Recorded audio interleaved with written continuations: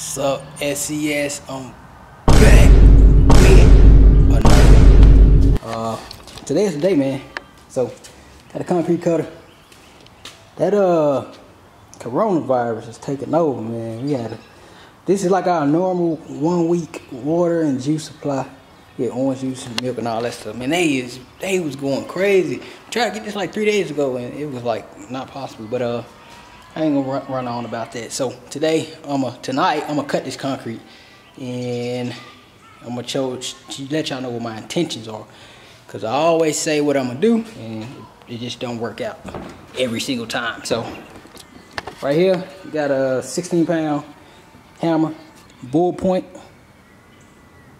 And the point of this is to break the concrete up before I hammer it to get it out. Because I can't get a big slab out without cracking it or dissembling it a little bit. Couldn't get a mask because it's like a national outage of masks. So I'll probably just wrap a shirt around my face and then throw my shades on.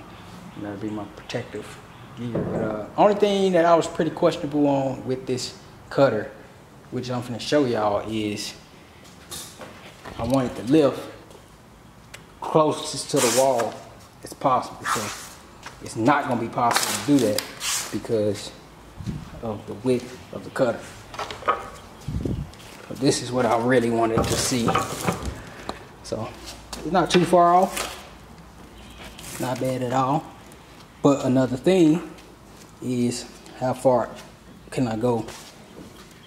Once I make the cut here, how far can I go over without cutting the wall? The reason why I was trying to keep it that far over is because I wanted to have the lift, and there'd be one car, and then I can work on one car, and then my workstation and everything will be over there. But it ain't too bad. Ain't too bad. Yeah, so I can always angle a car and come over about another 6 inches or whatever. I can always angle the car to come in a little slanted, but I can't go too as wide as I want to go because this hole's here, it's not that wide. So, and I didn't want to get another one made. And this is a temporary setup till I get my shop situated, and then once that's situated, this is coming out, and then this will be used like a regular garage. But I might get 2 4-post lifts to put in here and store my cars. But alright, for those of y'all who don't know what happened, the reason why I'm cutting this out and there's bolts already in the floor, I'm gonna put a link to the video prior to this. It's got us to this point.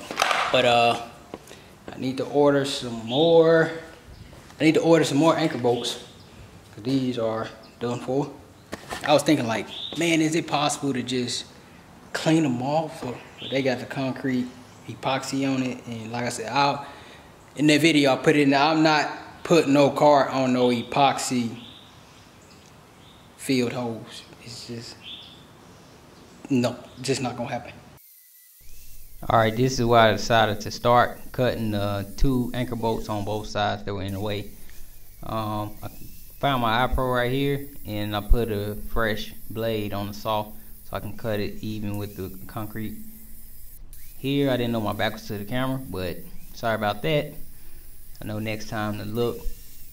And then immediately following this, I grabbed the saw, and it was saw time.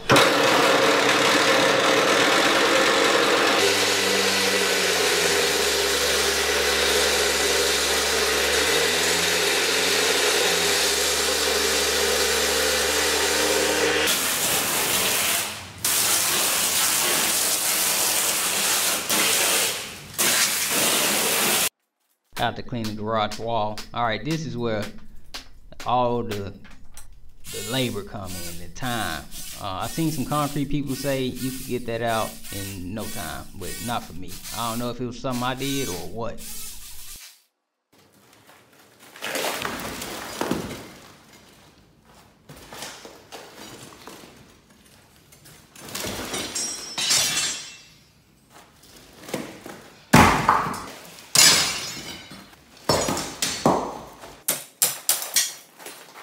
Next day, I literally woke up and came right in the garage and got up all the rock under the concrete, and the dirt, 15 inches deep.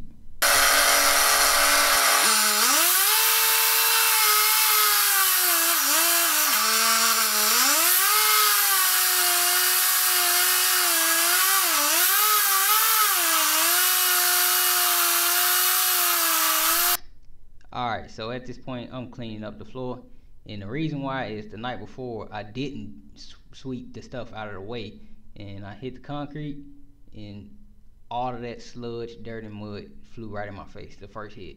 So you see over here I'm breaking it pretty easy, but it still took a lot more time for it to come up. Like I said, I was willing to pay for this, but after what happened, I just said, hey, it's worth an attempt. I'll try anything once, I always say that.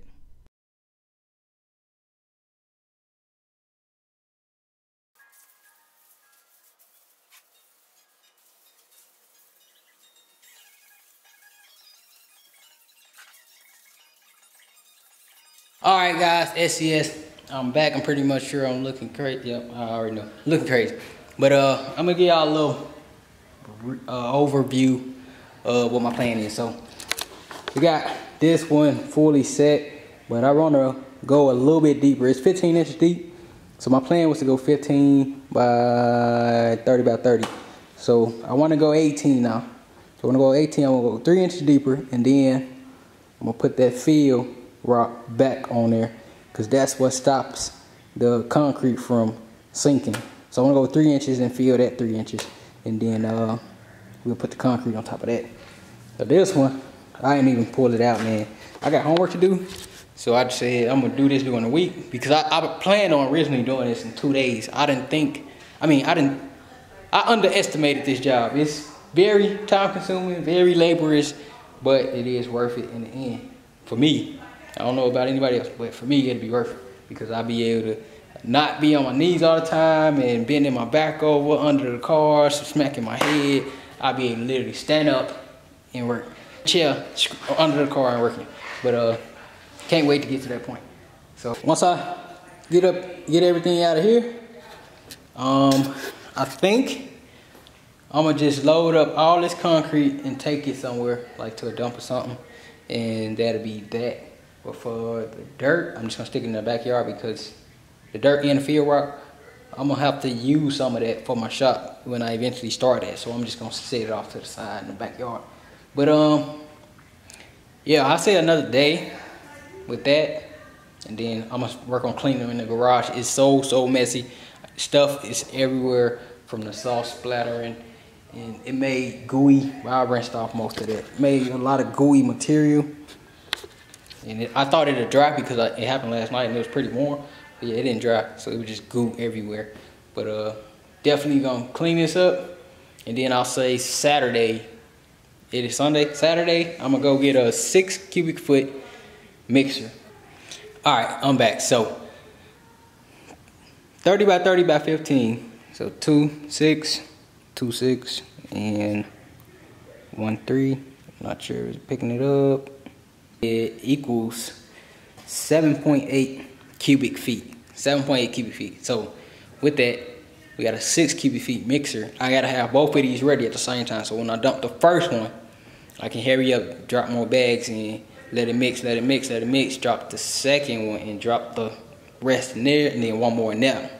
So I gotta do some research and see what's the dry time and what's the setup time. Like, how long does it take for it to set up, and then how long before the first batch get hard after it's mixed.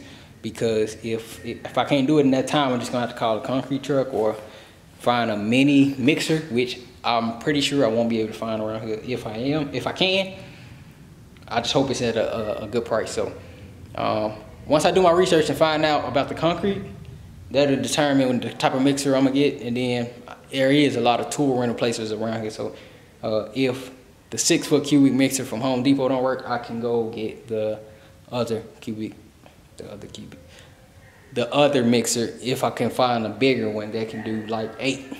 So 8 would be the goal, since it's 7.8. And then yeah, that'd be pretty interesting. So other than that, I'm gonna go get me some rebar, get all my bags of concrete this week, And definitely clean this garage, man.